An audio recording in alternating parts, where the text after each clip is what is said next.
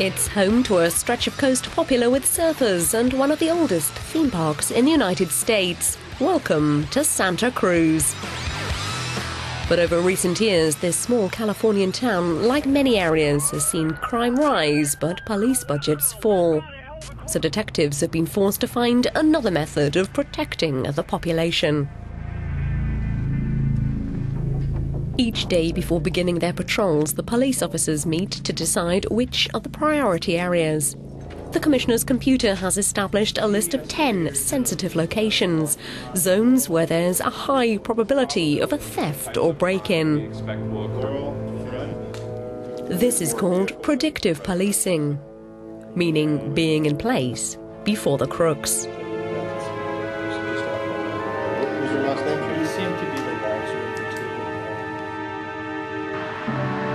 It was a mathematician who came up with this method based on earthquake aftershock data. We're at the University of Santa Clara in the heart of Silicon Valley. George Muller has worked on the software for 3 years. Criminologists have found is that the occurrence of a crime increases the chances of more crimes in the near future.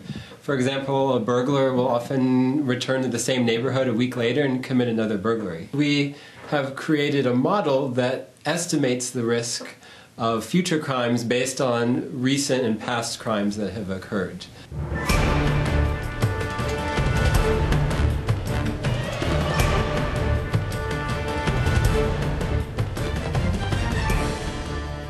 So here in this area, if a crime does happen, and this is one of the highest risk areas in the city, it's more likely to be a residential burglary with a 77% chance, and with a 23% chance it would be an auto theft. And then times that the officers should patrol this area are 8 a.m. and 8 a.m. to 9 a.m.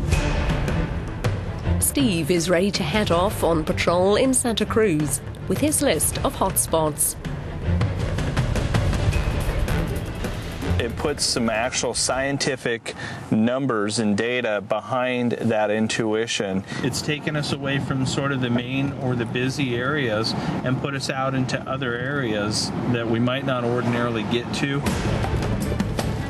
In this residential area, the probability of a burglary is higher this afternoon.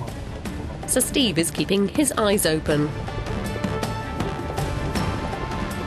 We're right in the middle of one of the hot spots, the problem areas, and so we know that gang members will go out and they'll commit crimes, they'll commit burglaries, thefts, things of that nature to support the gang.